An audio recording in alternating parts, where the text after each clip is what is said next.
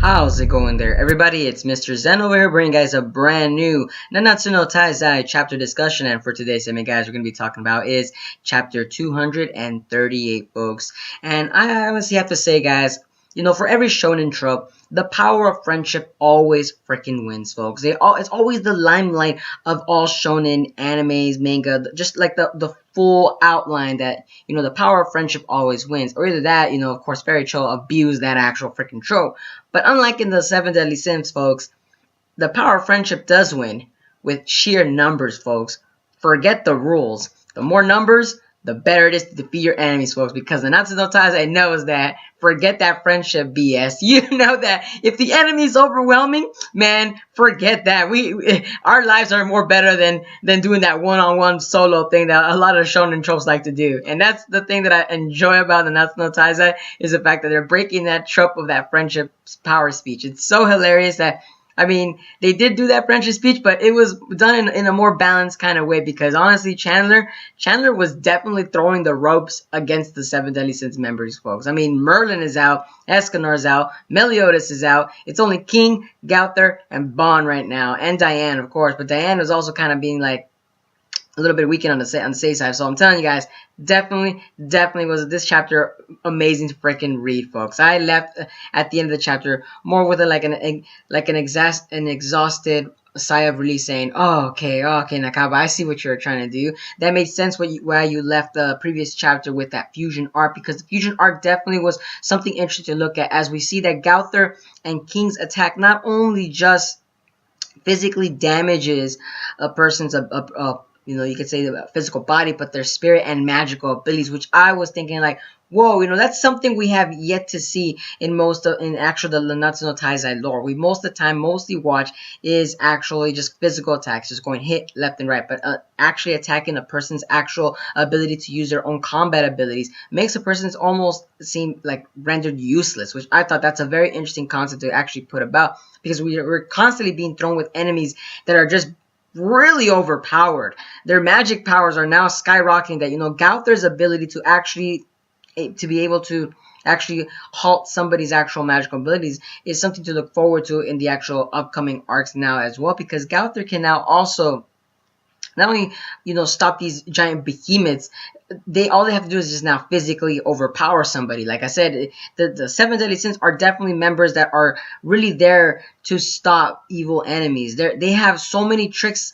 so many, you could say abilities that are actually able to be so cunning and so swift too at the same time, that sometimes I'm wondering, like, are these Seven Deadly Sin members, are they doing this on a whim, or are they just, kind of BSing it on the same time too? But like I said, nonetheless, the chapter was definitely worth the read for this specific chapter. Now, I do want to mention for Chandler is the fact that Chandler did possess a number of freaking abilities in this chapter, folks. He had acid, he had illusion, to me it looked like some kind of like dragon arm of some sorts. Like, to me, is Chandler like, is he like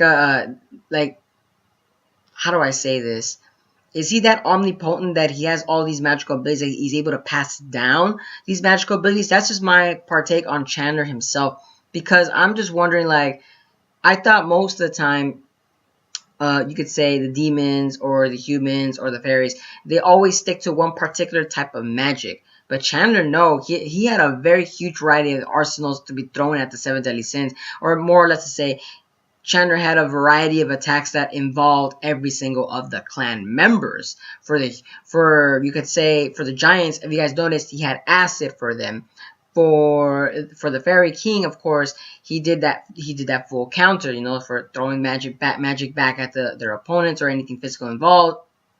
For Meliodas, the same thing, is that full counter, but that's because Meliodas originally got that power from Chandler. Like, I'm telling you, like, to me, it's very interesting to see. Oh, and something that I have yet to see is something that's very interesting. It looked like it was how do I say this? Like a Ten Commandments kind of like ability. The way he did that, he said, "Oh, absolute order. You must not get in my way." I want to talk about that because, whoa, that is a very overpowered ability, folks. All he has to do is place that curse on you, and that's it.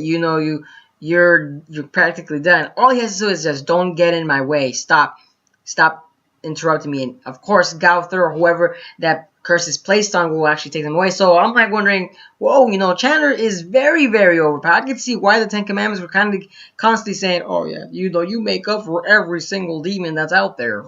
Like, Jesus, Chandler.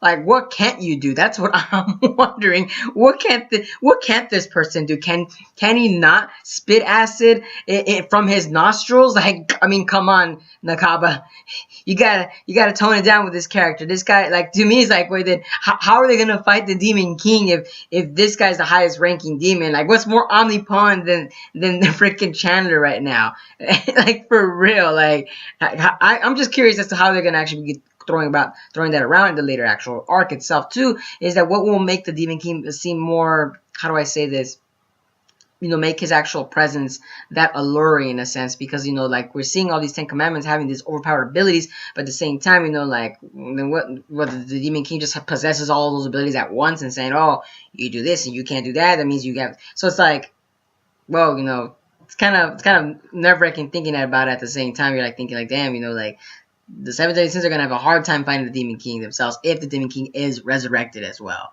But moving on, folks. Moving on. Now, I do want to mention the fact is that, you know, Bond actually finally made it into the actual screen. And, you know, I'm hoping that he actually will be the one to be taking down Chandler. Because, you know, Bond never necessarily hasn't gotten any chance to shine throughout this whole entire arc.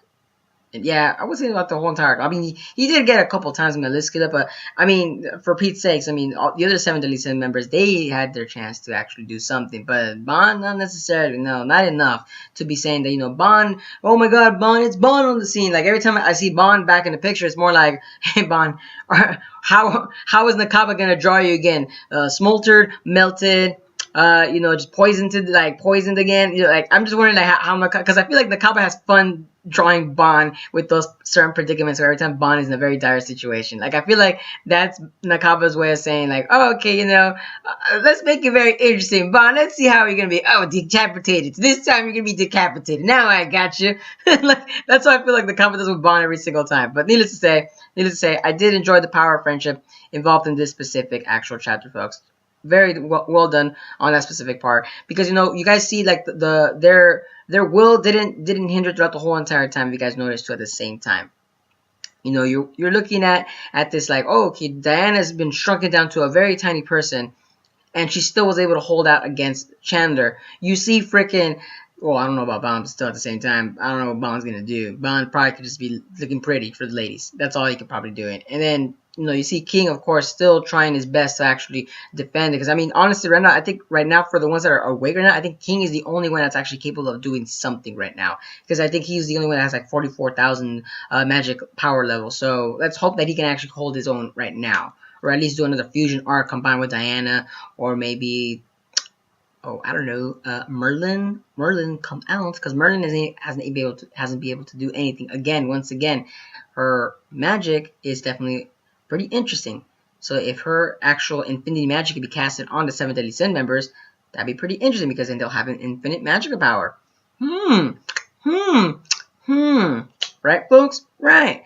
But I would say that's about it for today's chapter, folks. Let me know down in the comments below as to what are you guys' thoughts on chapter 238. The power of friendship always freaking wins, folks. It always wins in every shonen aspect. But this one was a very interesting take on how they actually do it. Chandler is definitely an interesting villain that we actually been looking now, and he's a very fun villain too, because I'm liking at the fact that the Sins are actually able to go all out. As we know, you always see every one-on-one fight. They never really always go out. They would save for like a next fight. But no, very interesting seeing how this is going. Like I said, let me know down in the comments, guys. And as always, do you guys also think that, how do I say this, that Cusack is going to be doing the same kind of thing as well? Like what makes Cusack also like powerful in terms of being next to Chandler? What abilities you guys think Cusack is actually able to offer different from Chandler? Like I said, let me know down in the comments.